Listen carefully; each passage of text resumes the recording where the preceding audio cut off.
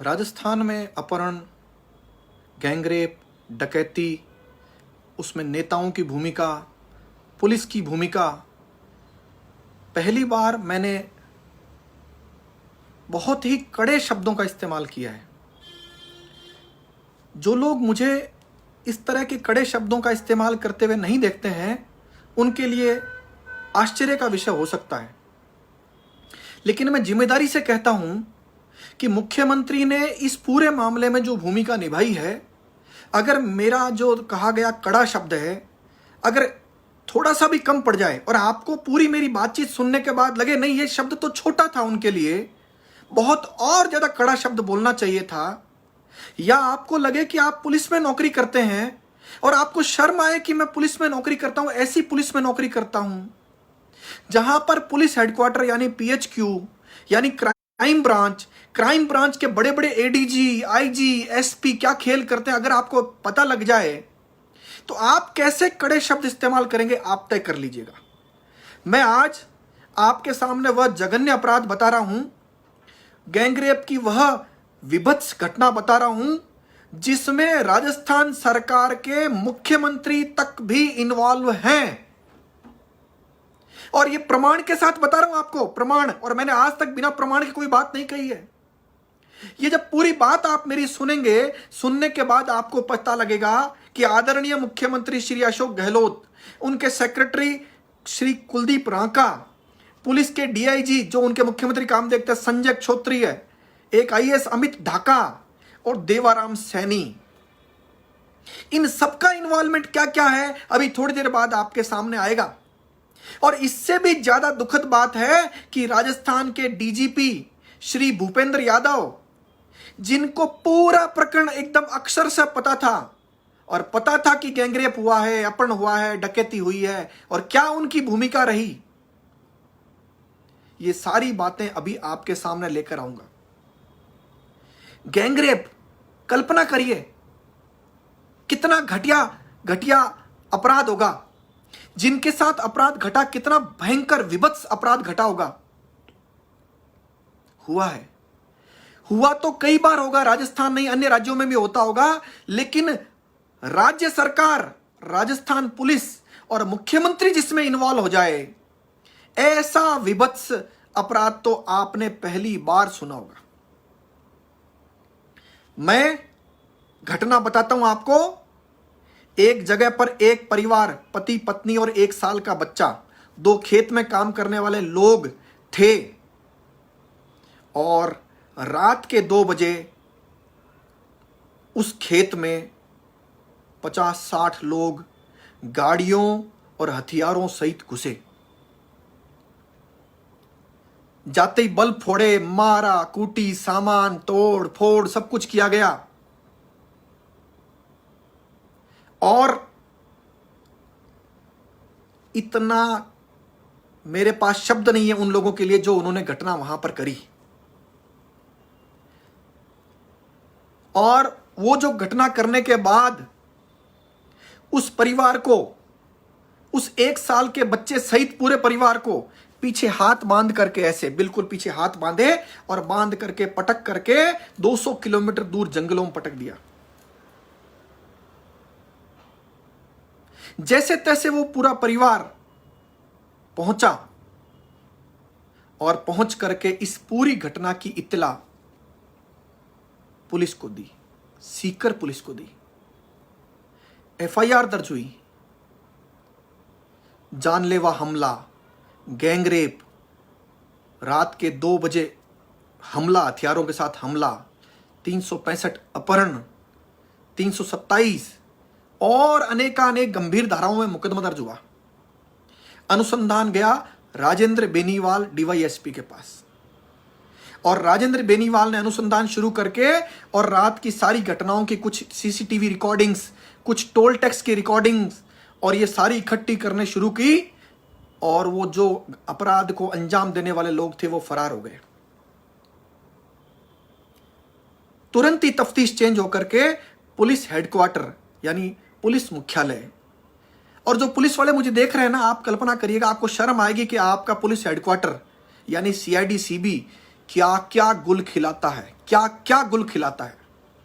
क्या करते हैं यहाँ के एडीजी क्राइम, क्या करते हैं क्राइम ब्रांच के आईजी और क्राइम ब्रांच में बैठे एसपी और वहां के अनुसंधान अधिकारी। आपको तो लगता है सीआईडी सीबी कोई बहुत बड़ी संस्था है, बहुत जबरदस्त काम करती है। अब आप सुनिए क्या काम करती है।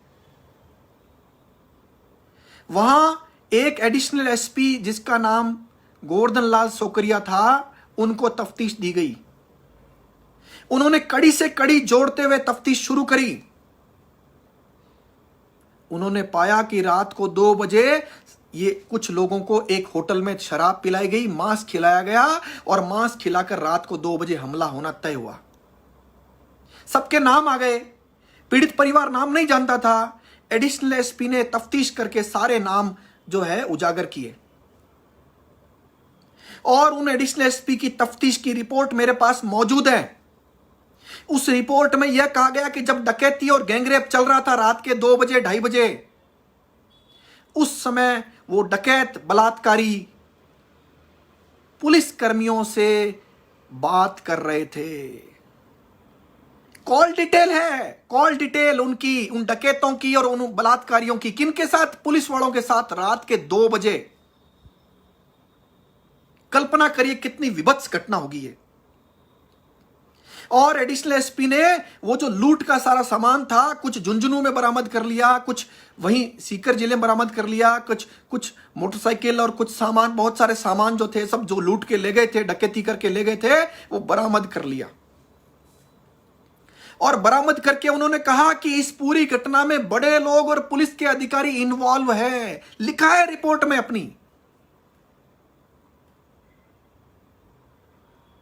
और वो बड़े लोग जो इन्वॉल्व जैसे ही निकले और पुलिस का इन्वॉल्वमेंट निकला और गिरफ्तारी के लिए फाइल सीकर जिले में देने के लिए आदेश हुए, वैसे ही पत्रावली अनुसंधान बदलकर तीसरे एडिशनल एसपी सीताराम माहिच के पास गया। सीताराम माहिच ने 5 महीने अनुसंधान करने के बाद नतीजा वही पाया जो पहले नतीजा था। क्या? गैंगरेप, अपहरण, डकैती, मारपीट और वो सारे सेक्शन, वो सारे के सारे मुलजिम, क्योंकि पूर्व एडिशनल एसपी ने उन मुलजिमों के बयानों की भी वीडियो रिकॉर्डिंग कर रखी थी। वो बयान भी मेरे पास मौजूद है जिसमें वो कहते हैं कि हमको 50,000 रुपए देकर बुलाया गया था और हम लोग झुंझुनू से जब पहुंचे तो हमको होटल में दारू की और मांस की व्यवस्था की गई और फिर ये कहा गया ये घटना करनी है, पुलिस हमारे साथ है, कोई चिंता की बात नहीं है, और फिर बाद में 1-2 लोगों को गिरफ्तार दिखाकर ये सारी चीजें समाप्त हो जाएगी। यानी जिन्होंने यह जघन्य अपराध किया उनकी वीडियो रिकॉर्डिंग फाइल के साथ लगी हुई है, जिन्होंने कहा हमने इस प्रकार से घटना की।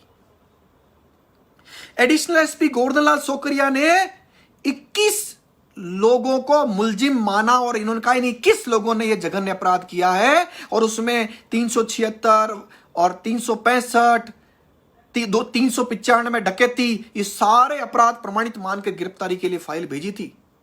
लेकिन ये फाइल पुलिस हेडक्वार्टर के बड़े अफसरों ने फिर रोक करके सीताराम माहिच एडिशनल एसपी को दी। उसने भी इन सबको मुलजिम माना और साथ में यह भी कहा कि इसके अलावा 8-9 लोग यह भी संदिग्ध हैं। इसके अलावा जिन पुलिस कर्मियों की रात को बातचीत चल रही थी वह भी, उनको भी संदिग्ध माना और फाइल फिर गिरफ्तारी की स्टेज पर पैदा हो गई। तफ्तीश फिर चेंज की गई चौथी बार। इस बार एडिशनल एसपी का नाम था सुरेंद्र सिंह सागर। यह क्राइम ब्रांच में तफ्तीश चल रही थी। पहला IO Rajendra Beniwal deputy SP, दूसरा आईओ गोवर्धन सोकरिया एडिशनल एसपी, तीसरा आईओ सीताराम माहिच एडिशनल एसपी और चौथा सुरेंद्र सिंह सागर। सुरेंद्र सिंह सागर ने भी तफ्तीश पूर्ण कर हाई कोर्ट में एक रिपोर्ट दी और यह कहा कि मेरी तरफ से भी गैंगरेप, डकैती, अपहरण, मारपीट सारे सेक्शन प्रमाणित है और फाइल को गिरफ्तारी के लिए जिले में भेज देना चाहिए। यह रिपोर्ट है। अभी थोड़ी देर पहले मैंने फेसबुक पे उस रिपोर्ट का एक हिस्सा डाला भी था। सामान बरामद हो चुका था, लूट का सामान। मुलजिम डिफाइन हो चुके। पीड़ित परिवार को तो पता भी नहीं था कौन कौन लोग थे। सीआईडी सीबी के अधिकारियों ने तफ्तीश करके और उन सब के नाम लाए और उस सुरेंद्र सागर एडिशनल एसपी ने फाइल हाईकोर्ट में रिपोर्ट देकर के जब गिरफ्तारी के लिए स्टेज पैदा की, वो तारीख थी 9/8/2018। तारीख इंपॉर्टेंट है, याद रखिएगा। अभी लोग कह रहे हैं कि अशोक गहलोत का नाम क्यों लेते हैं। मैं आपको बताता हूं कि अशोक गहलोत का नाम क्यों लेते हैं। आप बताइए, अशोक गहलोत यानी मुख्यमंत्री कोई अपराध करे या अपराध करावे, नाम नहीं आना चाहिए क्या?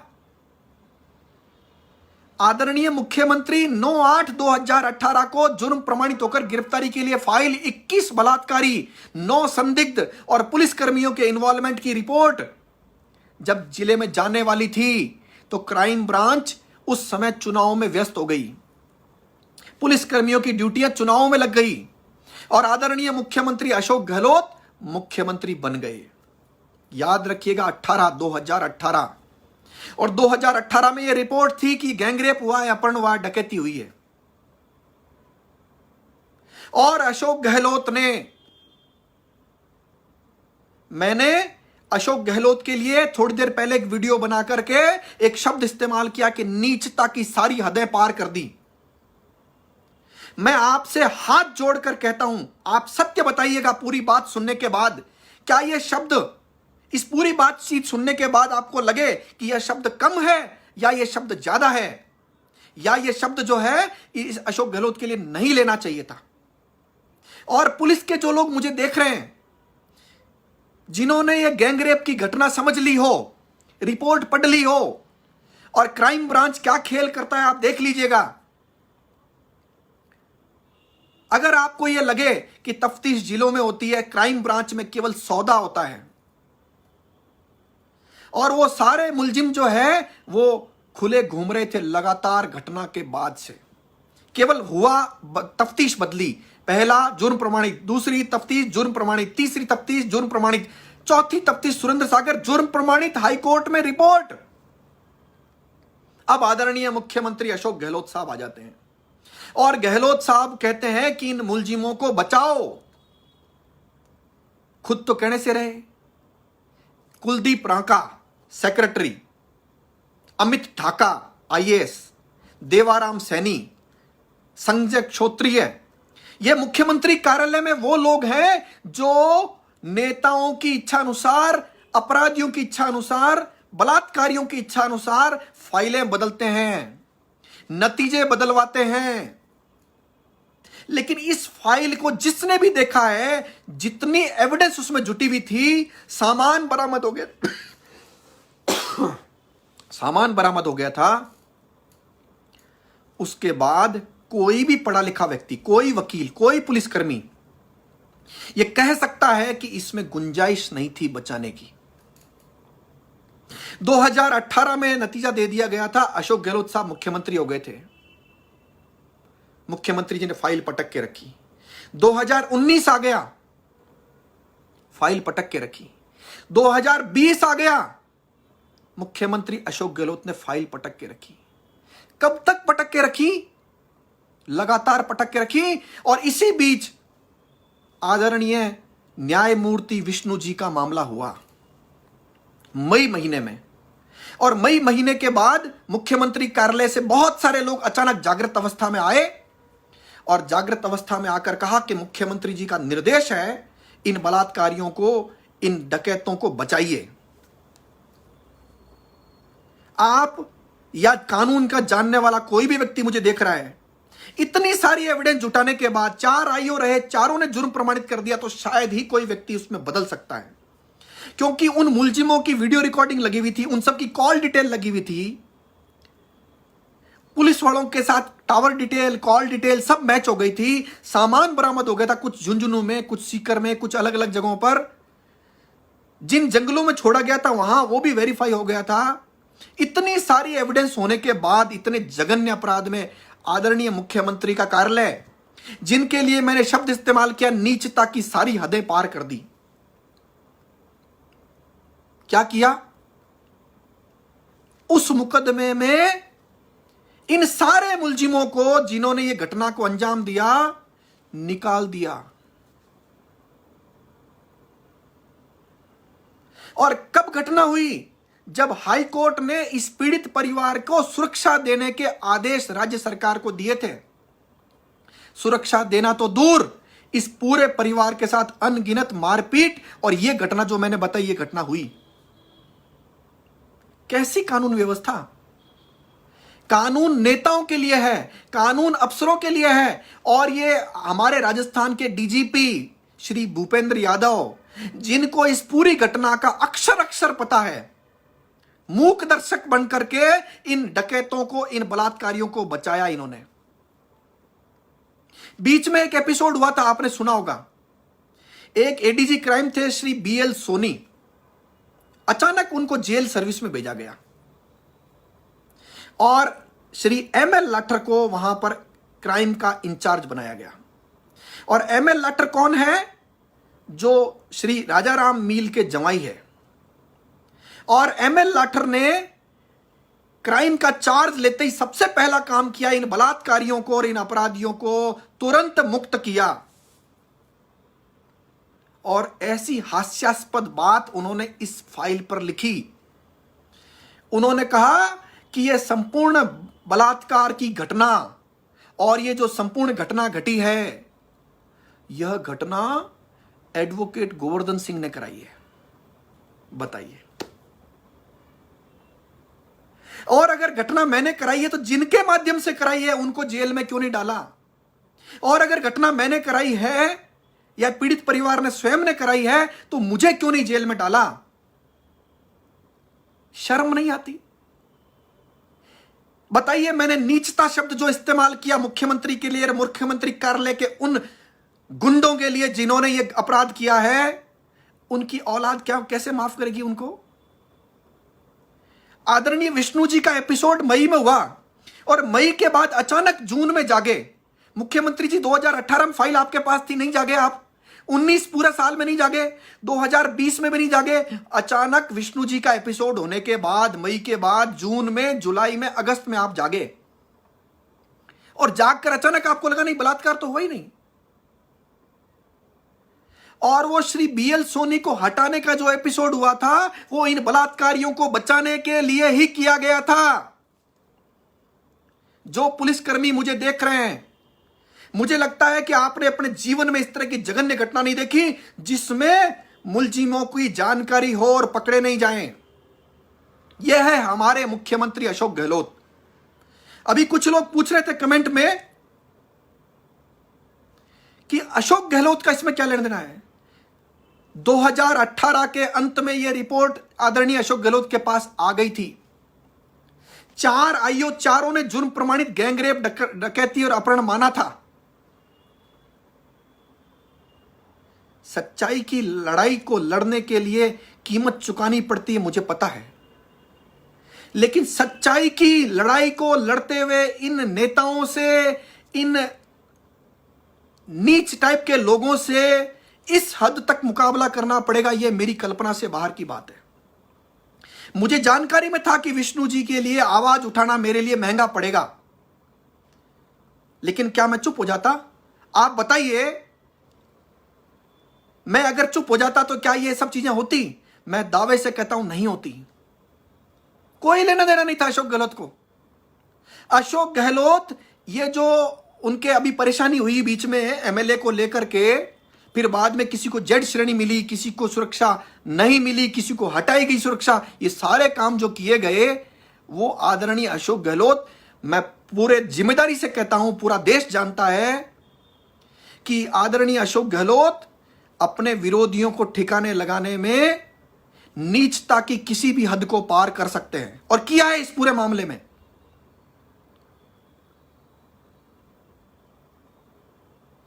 आप केवल इस पूरी बात को, रिपोर्ट जो अभी मैंने थोड़ी देर पहले डाली है, पढ़ लीजिए, और डालूंगा रिपोर्ट। ये पूरी घटना मैं बताऊंगा कि अशोक गहलोत मुख्यमंत्री ने किस प्रकार बलात्कारियों के साथ खड़े हो गए। आप पढ़िएगा रिपोर्ट। जिन लोगों ने यह घटना की, जिन लोगों ने यह घटना की, उनके भी बयान उस फाइल में लगे हुए हैं, जिनकी वीडियो रिकॉर्डिंग एडिशनल एसपी ने कर रखी है। उन्होंने बताया कि हमको कितने रुपए में लाए गए, होटल में ले जाकर दारू पिलाई, मांस खिलाया, और कितने बजे हमसे क्या काम कराया गया, कौन सा मोबाइल इस्तेमाल किया गया, मोबाइल के नंबर क्या थे, सामान लूट कर कहां फेंका गया, कहां रखा गया, कौन सी गाड़ी इस्तेमाल की गई, टोल टैक्स की रिकॉर्डिंग, ये सब चीजें मौजूद है उस फाइल में। इसके बावजूद भी अगर आपको लगता है कि यह बात आपको नहीं बतानी चाहिए, इसके बावजूद भी आपको लगता है कि कोई ताकतवर व्यक्ति को कोई भी अपराध करने की छूट है, तो मुझे लगता है कि देश और राजस्थान हमारा जिस दिशा में जा रहा है उससे ज्यादा बुरी हालात हमारे हो नहीं सकती। और कल्पना करिए कि यह घटना आज नहीं कल हमारे साथ होनी, अपराध में कोई कमी राजस्थान में आ नहीं रही, और अपराध में कमी आ नहीं रही और अपराध लगातार बढ़ रहा है। कल अपराध उसके साथ हो रहा है, आज परसों अपराध हमारे साथ होगा और किसी अन्य के साथ भी होगा। या 10,000, 20,000, 50,000 रुपए में खरीद करके अपराध करा दिया जाता है। क्या लगता है ठीक है? और लॉ एंड ऑर्डर सही है, कानून व्यवस्था ठीक काम कर रही है, पुलिस ईमानदारी से काम कर रही है। और पुलिस के जो लोग देख रहे हैं, जिन्होंने इस घटना को पूरी सुनी है और जिन्होंने ये रिपोर्ट पढ़ी है, थोड़ी देर बाद मैं पूरी रिपोर्ट भी डाल दूंगा, इसमें पढ़ लीजिएगा आप। इसमें कुछ चीजें इसलिए रोकी है कि मामला गैंग रेप का है, इसलिए पीड़ित के परिवार और उनके संबंध में कोई भी जानकारी मैं नहीं दे सकता, यह मेरी कानूनी मजबूरी है। यह वही पीड़ित परिवार है जिसको इस घटना से पहले हाईकोर्ट ने कहा समुचित सुरक्षा दीजिए, नहीं दी गई। गुंडों का राज है और मुख्यमंत्री अशोक गहलोत उनसे मिले हुए हैं। बहुत जिम्मेदारी से कह रहा हूं, दस्तावेजी साक्ष्य के साथ कह रहा हूं। 2018 में मुख्यमंत्री बने, उससे पहले उनके पास फाइल में गिरफ्तारी की स्टेज थी। 18, 19, 20 तक आते आते उन्होंने मुझे मुलजिम बनाने का प्रयास किया। प्रयास नहीं किया, कर दिया, रिकॉर्ड में ला दिया कि साहब ये अपराध मैंने कराया है। बताइए देश कहां जा रहा है?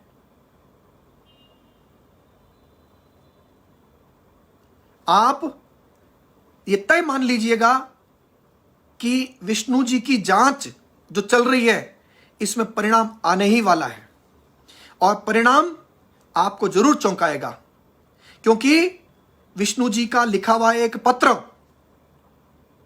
वह पत्र, उस पत्र की संपूर्ण जानकारी सीबीआई को दे दी गई थी और इसकी पूरी संभावना है कि सीबीआई ने वह थर्ड सुसाइड नोट बरामद कर लिया है जो विष्णु जी की हैंडराइटिंग में लिखा हुआ था। और उस हैंडराइटिंग में स्पष्ट रूप से लिखा हुआ है कि नेताओं का और खाकी के बड़े अफसरों का गठबंधन किस प्रकार उनको तोड़ रहा था अंदर से। बताओ, क्या मैंने किसी ईमानदार अफसर के लिए आवाज उठाई गलत थी क्या? कौन उठाएगा? और आज मैं बता रहा हूं कि क्राइम ब्रांच की क्या हालात है। क्राइम ब्रांच में जो चाहे वो कराया जा सकता है। क्राइम ब्रांच में फाइलें उनकी जाती है जो गुंडे होते हैं, बदमाश होते हैं, पैसे वाले होते हैं, बड़े अपराधी होते हैं, और वहां पर कानून की कैसी धज्जियां उड़ाई जाती है, यह उदाहरण इस रिपोर्ट से आप देख सकते हैं। हम बलात्कार की घटना से आहत हो जाते हैं कई बार, लेकिन ये घटनाएं लगातार घटती जा रही हैं। मैं आपके सामने ये जो शब्द इस्तेमाल कर रहा था मुख्यमंत्री के लिए, आप स्वयं बताइए मुख्यमंत्री जी कितने लालायित हैं मुझे झूठा फंसाने में। SC ST का झूठा मुकदमा, छेड़छाड़ का झूठा मुकदमा, गैंग रेप के मुकदमे में मुझे आरोपी मानना। अरे मुख्यमंत्री जी कहां तक गिरोगे? कितना नीचे गिरोगे? और क्या हो जाएगा इन सब चीजों से? जनता देख रही है, परिणाम देगी, आपको जल्दी ही परिणाम देगी। पिछले चुनाव में आपने 21 विधायकों तक लाकर कांग्रेस को छोड़ा था। जनता को सब समझ में आ रहा है, जनता के पास ऑप्शन नहीं है। एक बार चोर आता है, दूसरी बार डकैत आ जाता है। और आदरणीय वसुंधरा जी ने भी वही काम किया जो आप कर रहे थे, और आदरणीय वसुंधरा जी जो किया वही आप अब कर रहे हो। वही अपराधी, वही गुंडे, वही बलात्कारी, वही दलाल सरकारों के लिए काम कर रहे हैं। मुख्यमंत्री के खिलाफ सच्चाई बताने वाले कितने लोग राजस्थान में हैं? करा दीजिए, आवाज बंद करा दीजिए सबकी। किसी का मर्डर करवा दीजिए, किसी का कुछ करा दीजिए, किसी की आवाज बंद करा दीजिए, किसी के खिलाफ झूठे मुकदमे करा दीजिए, लेकिन जितना आप आवाज को दबाओगे ये आवाज उतनी ही मुखर होगी, उतना ही इनकलाब का नारा बढ़ेगा। ये राजनेताओं का गठबंधन है जो सामान्य व्यक्ति को समझ में आने लगा है। मैंने इस पूरी बात को आपके सामने रखने का प्रयास किया है। आप विचार करिएगा और विचार करके मुझे बताइएगा कि मुख्यमंत्री के लिए जो शब्द इस्तेमाल किया नीचता का, मैंने उस नीचता शब्द में कमी रह गई या इससे बड़ा शब्द मुझे इस्तेमाल करना चाहिए था। इतनी तीव्र इच्छा गोवर्धन सिंह को जेल भेजने की मुख्यमंत्री की है जिसकी कोई हद नहीं है। 2010 में अनगिनत प्रयास किए हबीब खान गोरान के साथ मिलकर के, लेकिन सफल नहीं हो पाए। इस बार फिर लगे हुए, लगातार लगे हुए हैं। और इतना ध्यान जितना मुझे फंसाने में लगाया इन्होंने, इतना अगर कुछ ठीक काम करने में लगाया होता तो दृश्य बदल जाता राजस्थान का। कहां करप्शन नहीं हो रहा, कोई सुनवाई हो रही है किसी जिले में आपकी?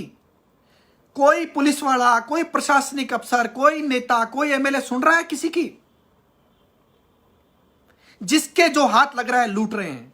राजस्थान के इतने बुरे हालात कभी नहीं थे। पुलिस को इतने गिरे हुए स्तर पर आज तक पुलिस वालों ने नहीं देखा। यह अवनति का मैक्सिमम दौर है पुलिस के लिए। जो लोग पुलिस में नौकरी कर चुके हैं, आप उनसे दिल पर हाथ रखकर पूछिए कि पुलिस का इतना गिरा हुआ स्तर उन्होंने अपने जीवन में देखा है क्या? क्या हो रहा है? क्या ये गिरावट सिपाहियों की वजह से आई है? नहीं। यहां गुलाम टाइप के पुलिस अधिकारी जब हो गए और नेताओं के इशारे पर स्पाइनलेस होकर काम करने लग गए और एसीएस होम को 550 नंबरों की लिस्ट ले जाकर देते हैं, उसमें कांग्रेस के मंत्री, विधायक, बीजेपी के विधायक और उनके फोन सर्विलांस पर रखने की लिस्ट लेकर जाते हैं और उस लिस्ट को सर्विलांस पर नहीं रखने पर एसीएस होम को हटा दिया जाता है। वो राजस्थान है ये। और वो मुख्यमंत्री अशोक गहलोत और पुलिसकर्मी स्पाइनलेस होकर के, रीढ़ की हड्डी जैसे है ही नहीं उनके, और वो इशारों पर काम कर रहे हैं। नहीं बताऊं आपको सच्चाई है। और राजस्थान में हर थोड़े बहुत चलते फिरते व्यक्ति को यह बात पता है। आप लोग एसओजी में मुकदमा दर्ज करते हो, नोटिस भेजते हो, एक आदमी गिरफ्तार कर लेते हो, जेल में डाल देते हो और फिर कहते हो नहीं हमने तो मजाक कर ली थी, फिर मुकदमा बंद भी कर देते हो और एफआईआर भी पेश कर देते हो कोर्ट में। क्या मजाक है? क्या होगा इन सब से? जो दलाल बीजेपी सरकार में थे ना, वो दलाल इस सरकार में उतनी ही स्पीड से काम कर रहे हैं। और ये दलाल अगली बार कोई सरकार आएगी बीजेपी या कांग्रेस की, उसमें ये दलाल काम करेंगे। नुकसान केवल जनता का और किसी का कुछ नहीं। मुख्यमंत्री जी, आप मेरा कितना भी नुकसान कर लीजिए, लेकिन जनता को जागने से आप रोक नहीं पाएंगे। और जनता जागेगी और जिसने गलत किया है, चाहे आपने, चाहे आपके कार्यालय में बैठे कुलदीप रांका ने, चाहे संजय क्षोत्री ने, चाहे अमित ढाका ने, चाहे देवाराम सैनी ने, इन सबको भुगतान करना पड़ेगा। आज नहीं कल, कल नहीं परसों। और पुलिस के जो पीएचक्यू में बैठे, पुलिस हेडक्वार्टर में बैठे अफसर जो अपने आप को सर्वे सर्वा मान चुके हैं, अपनी औलाद को क्या मुंह दिखाओगे? सवाल करेगी आपकी औलाद। और डीजीपी साहब, आपको तो पूरी बात पता थी, आपको तो यह घटना अक्सर से पता थी कि हां रात को 2:30 बजे हमला हुआ, गैंगरेप हुआ, अपहरण हुआ, डकैती हुई, सामान लूटा गया, सब कुछ हुआ, और आपने धृतराष्ट्र बनकर सिग्नेचर किए इस फाइल पर। आप ही वह व्यक्ति थे जिसने कहा कि गोवर्धन सिंह ने भरे चौराहे पर महिला डिप्टी एसपी से छेड़छाड़ की है। आप ही वो व्यक्ति थे। कहां गया आपका ईमानदारी वाला जमीर? सर्वस्व आपने समर्पण कर दिया। क्या हो जाएगा? आप मुझे छेड़छाड़ के झूठे मुकदमे बंद कर देंगे तो आपका अहंकार शांत हो जाएगा। मुख्यमंत्री जी का अहंकार शांत करा देंगे आप। जिसको अहंकार होता है वो अहंकार उसके नाश होने तक चलता है, अहंकार समाप्त नहीं होगा इससे। डीजीपी साहब, जनता देख रही है आपको। मुख्यमंत्री जी, आपको भी जनता देख रही है। एक पीड़ित परिवार के साथ जो घटना घटी है उसको आप दंडित नहीं करा करके अपने आप को ज्यादा बड़ा मत समझिए। समय आएगा आपके लिए भी। जिस प्रकार से आपके सुपुत्र के चुनाव में आपके विधानसभा और आपके वार्ड में भी जनता ने परिणाम दिखाया था, इसी प्रकार से आपके कर्मों का परिणाम पूरे राजस्थान में, आपके विधानसभा में और आपके वार्ड में फिर दिखने वाला है। और जो लोग मुझे कहते हैं ना मैं भाजपाई हूं, सुन लीजिए कान खोल करके कि किसी सरकार में बैठे गलत बात का विरोध करना अगर किसी की आलोचना का कारण है तो मुझे कम से कम खराब गाली बीजेपी का होकर तो मत दीजिए। बीजेपी का होने का मतलब यह है कि वह व्यक्ति खुद किसी न किसी भ्रष्टाचार में आकंठ डूबा हुआ है। कांग्रेस और बीजेपी दोनों में कोई अंतर नहीं है, तो कम से कम मुझे इस प्रकार की भाजपाई कहकर भद्दी गाली तो मत दीजिए। पूरे 5 साल की सरकार में जब मैंने वसुंधरा जी की और सरकार के गलत कामों की आलोचना की, मुझे कांग्रेसी कहा गया, सेकुलर कहा गया, वामपंथी कहा गया। और अब इस पूरे 2 साल की सरकार में लगातार मुझे बीजेपी करे। कम से कम मुझे बीजेपी या कांग्रेसी या राजनेता या राजनीति दल से जुड़ा हुआ कहकर मुझे भद्दी गाली तो मत दीजिए। मैं सच्चाई आपके सामने ला रहा हूं। क्या मेरा यह अपराध है? यह अपराध जिस दिन आपके साथ घटेगा कोई गुंडा, मुझे बताइए कितने हथियार पकड़े जा रहे हैं, कितने लोग सुसाइड कर रहे हैं। क्या राज्य का कोई भूमिका नहीं राज्य की? और अब भी मत जागिए, आप एक दूसरे की आलोचना करते रहिए, गाली निकालते रहिए, एक दूसरे को आरोप लगाते रहिए, निरर्थक।